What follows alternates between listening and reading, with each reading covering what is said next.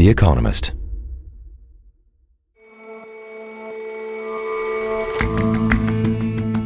Hello and welcome to The Intelligence from The Economist. I'm Rosie Bloor.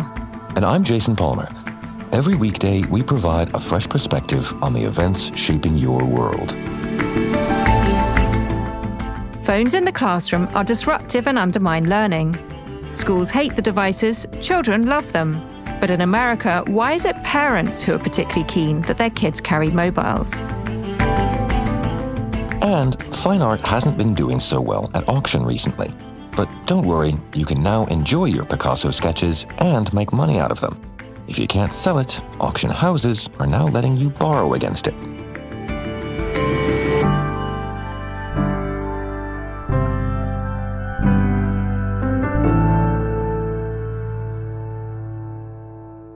First up, though, it's 1 week out from Britain's general election, and for the Labour Party that's really widely predicted to come out on top, this moment now seems like distant history. 6 minutes past 5 in the morning, and we are now in a position to say that this election of 2019 formally has been won by the Conservatives. In the election 5 years ago, Labour got trounced. The final result, a landslide 80-seat majority for the Conservative or Tory party. I feel distraught that we have lost so many great comrades in Parliament, and I also feel so disappointed. I don't believe that this was a rejection of our policy programme or our manifesto. Labour has now been out of power for 14 years, and in the wilderness for some of that, largely down to its previous leader, a divisive, hard-left firebrand named Jeremy Corbyn. Shake your chains to earth like dew, which in sleep had fallen on you. Ye are many, they are few. Mr. Corbyn's brand of unabashed socialism was popular with a slice of the Labour faithful, but it was a mess for the rest of the party. His leadership was dogged by accusations of anti-Semitism and political infighting, and under him, an unloved Labour lost, twice. Just after that pasting in 2019, The Economist wrote, "Don't expect the Labour Party to move back to the centre quickly." 5 years later, it's a markedly more disciplined, more electable party. One man can take credit. Up and down the country, Keir Starmer has a clear message. I have changed the Labour Party, and I will do the same for Westminster. Matthew Holhouse is The Economist's British politics correspondent. His transformation of the Labour Party has indeed been pretty remarkable, and that is partly why The Economist has announced this morning that it will be endorsing the Labour Party for the first time since 2005.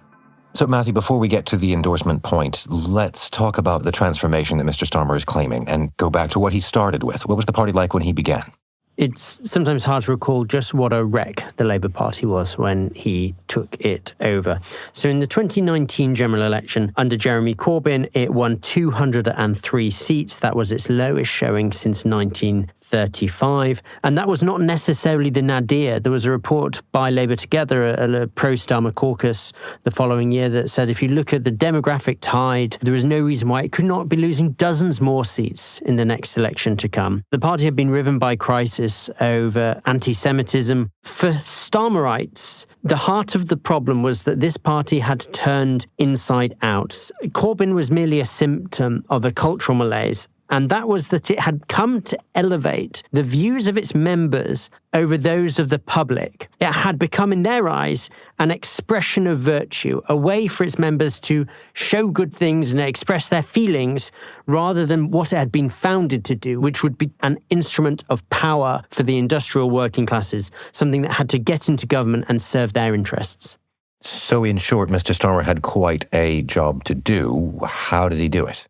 So from that analysis, there were three things that really followed. One was that he had to get back into power in one term as they saw it. It had to win back seats in the north of England and Scotland. This idea that was going around in circles that maybe there was a sort of progressive coalition that Labour could just lean into the new seats it was winning and let those other ones sort of slip away, they said was, fatalistic, and they had to row against it very, very firmly. And the third was that he had to be willing to breach some internal taboos, some internal norms that had historically prioritized party unity. And so that's the diagnosis of the problem. What's the method? What's the Starmer way? There is something of a Starmer modus operandi, we think. There's a bit of a ratchet approach. He's quite slow to build to change. He focuses on the really obvious fixes, and as he goes and he encounters more problems, his solutions get more radical. It's sort of inverse of how we typically think politicians operate. The second trait is that he doesn't necessarily narrate what he's doing, at least not in sort of grand speeches.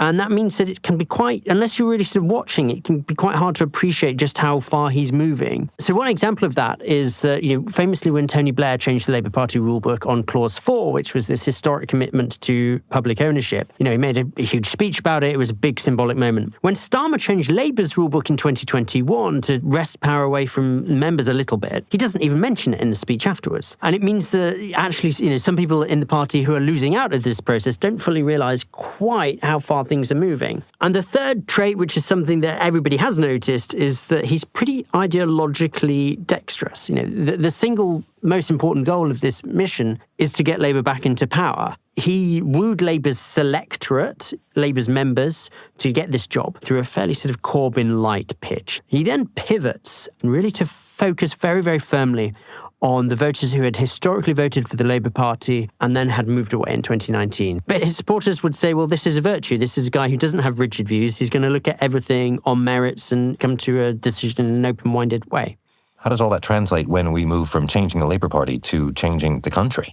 One parallel is that his analysis of what's wrong with the government is a cultural critique. It's not that the state is too large or too small. It's that it's become sort of self-serving and inert, much in the way that the Labour Party itself had come to be seen as sort of self-serving. And I think it's clear that we're going to have to see this sort of ratchet at work again, because he set himself these enormous missions that Britain is going to achieve the highest sustained productivity growth in the G7. And yet what he set out in the manifesto for this election, which he terms the first steps, are really pretty nugatory. There are some fairly small changes to the planning code and some fairly small amounts of money that have been set out. So clearly we can see that to get from the first steps to completing the missions, he's going to have to become a lot more radical. And so we come with all of that to The Economist's endorsement of Labour. Let's lift the curtain a little bit. How does The Economist come to a decision on that?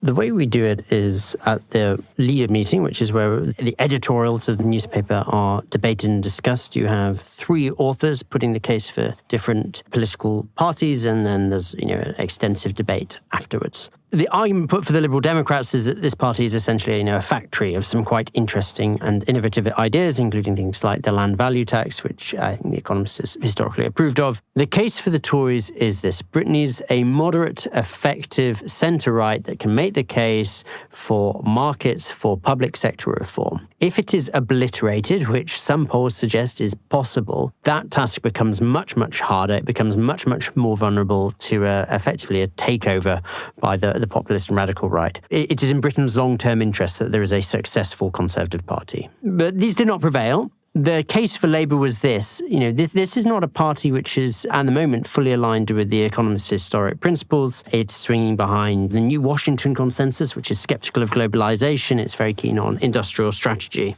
However, there are two overriding reasons. One is that a job of an election is for people to send a message to their political leaders about what sort of behaviour they want to reward and what sort of behaviour they want to punish. And Keir Starmer's remaking of the Labour Party into a more credible and moderate force is something that should be rewarded, if only to encourage other parties to follow course. But the single most important factor is that Britain's overwhelming problem, the one that underpins all others, is its fairly weak growth, and that the Labour Party in its current formation is the best option on offer for cracking that. So the party has said that planning reform will be at the very, very centre of its economic and political strategy.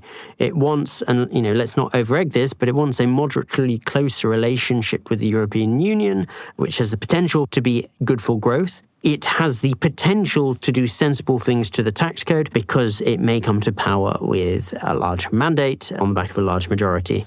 The real risk that this is a party that's going to be blown off course, it's going to be too cautious, too timid, But they have stated that this is their number one mission, and based on the reformation of the party under Sir Keir Starmer, they have earned, we think, the chance to try. Matthew, thank you very much for your time. Thank you. For a lot more on Britain's next government and the future of the country, mark your calendar now for our subscriber-only event next Friday, July 5th at 1 p.m. London time, one day after the election. Matthew will be joined by his brilliant colleagues on the Britain desk to take your questions and discuss whether the election result means that Britain is, at last, back to normal. Book yourself in and get your questions in early by going to economist.com/UK election event, or click the link in the show notes.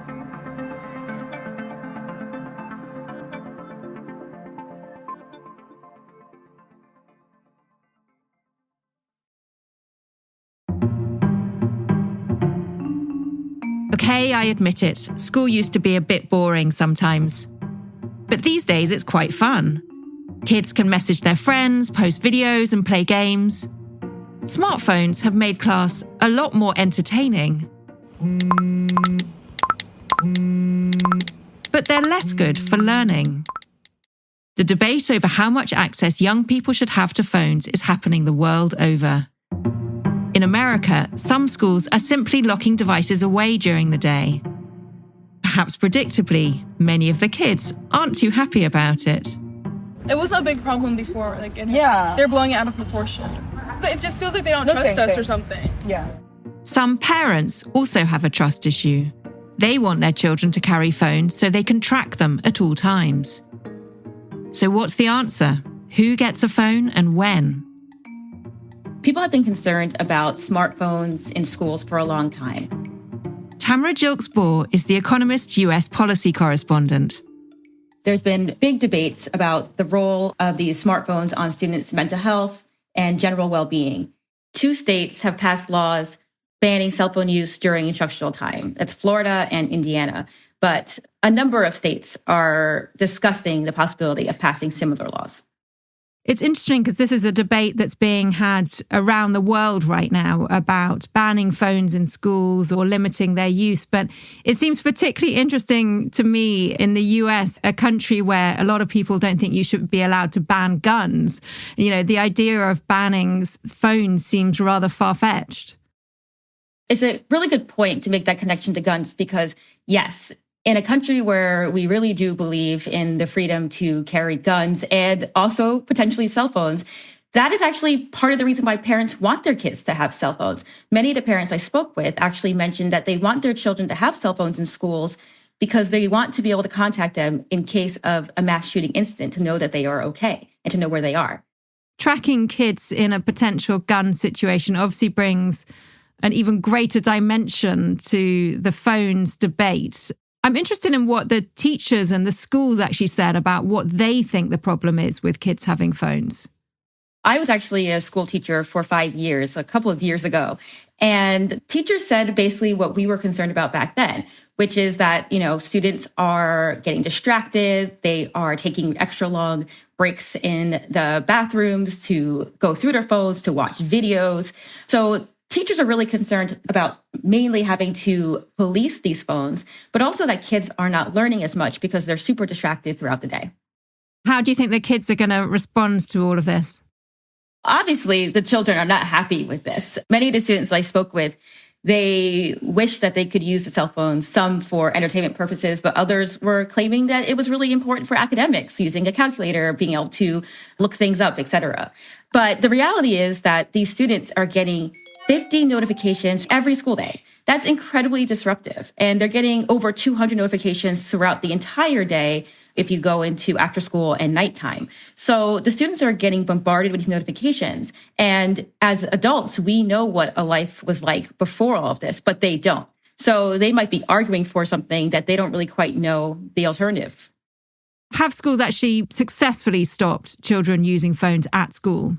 Well, as you can imagine, it's really difficult to ban phones in schools. And the kids are going to find ways around any rule that you give them. So when I spoke to a few students at a middle school in Washington, D.C., they talked about, having secret pockets in their backpacks to hide the phones. The students also in some schools have these pouches that supposedly lock your phone during the school day and can only be unlocked by a magnet. But of course, sometimes those pouches stopped working. And of course, the kids never told anybody that the pouches stopped working.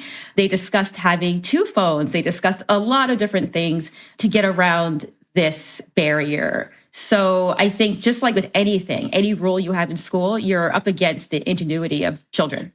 So the checking your phone at school is the modern day smoking a cigarette behind the bike sheds then? Absolutely. It's all of that and more.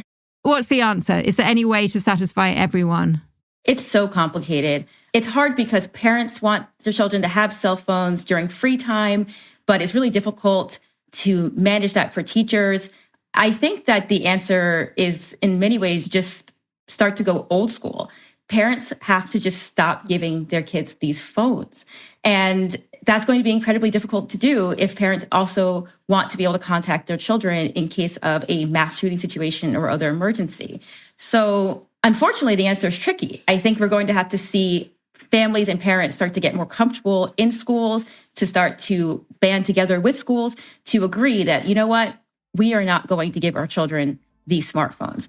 And at the very least, give your child a flip phone, a smartwatch, or some other less disruptive device so that you can still stay in contact with the children, but they can't also scroll through YouTube.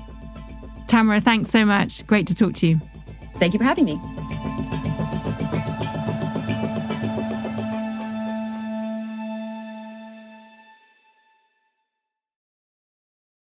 On Philips.com, ahead of our telephones. I'm here in Mayfair, in Philips headquarters, watching a Picasso auction. Carla Subarana Artus is a journalist at The Economist. I'm sitting here in the middle of the room. God, this one started at 16,000, and in like 5 seconds we're at 20,000. It's another jar with Picasso's characteristic face. Wow, 26,000, 28. Most of the action is in the phones, clearly. Everyone is quite tense. I think it's the last chance. She's asking if anyone else wants one. Sold, yeah. 32,000, wow. So investors have long been able to console themselves that if their paintings fall in value, at least they will have something nice on their wall. But now they can also console themselves that they will have something to borrow against. There has recently been a boom in art-secured loans, which were until recently only available sort of as a premium service to the wealthiest clients of private banks. But now auction houses and boutique lenders are also becoming more involved. So according to Deloitte, these outfits have increased their lending by 120% since 2019. So it's really quite remarkable how lending has risen. So rather than keeping your Picasso as something to sell when you need some money, what you're saying is that people are actually borrowing against the Picassos or other fine art on their walls to secure loans. Is that right? Yes, exactly, Rosie. So this is happening in part because of developments in the art market. So when central banks started increasing their interest rates in 2022, banks tightened their lending standards. So I spoke to a lot of people in the industry who told me that minimum loan requirements have gone up from $1 million to $10 million. So they really tightened their standards a lot. And then what happened was that this opened up a gap in the market. And auction houses and specialized lenders saw this opportunity and they saw their demand increase by a lot. But another factor was that our prices have actually fallen quite a lot since 2022, especially for the most sought after pieces like Picasso's or Basquiat. And according to UBS, prices for top art fell by 40% last year. So basically what that meant was that collectors preferred to leverage their art instead of selling it. And a lot of the new demand was from young collectors. I'm really surprised to hear you talk about young people. It's definitely not my stereotypical collector in my mind. Did you see young people at the auction you went to?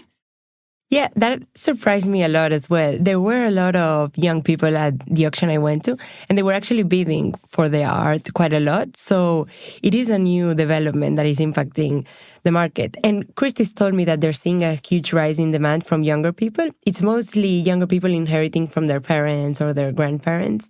And surveys show this as well. Deloitte does a huge survey every 2 years, and in the latest one, which was released last year, 85% of collectors under 35 said that financial considerations were a big reason to buy art, and that was at the highest level ever since the survey began.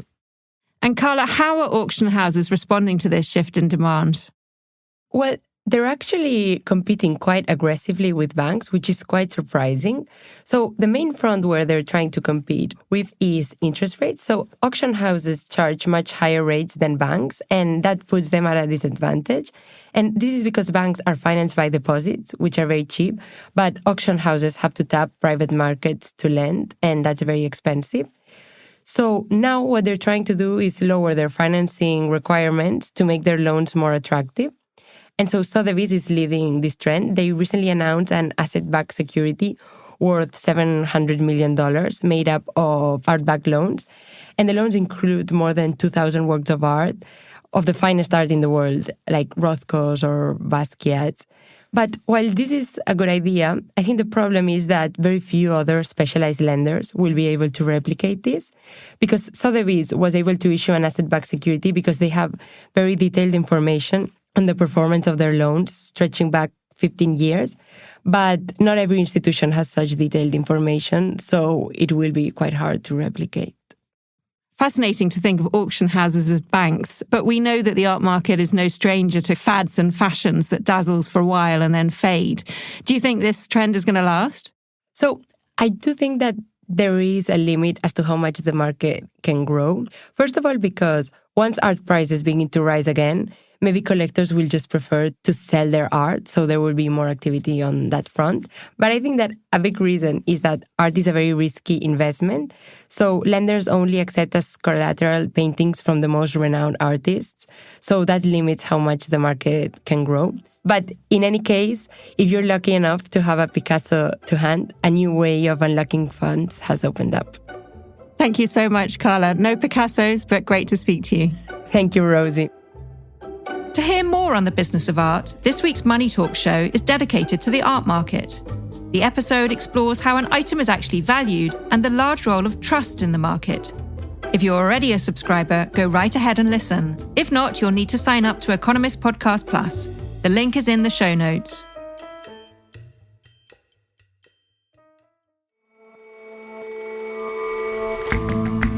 That's all for this episode of The Intelligence. We'll see you back here tomorrow.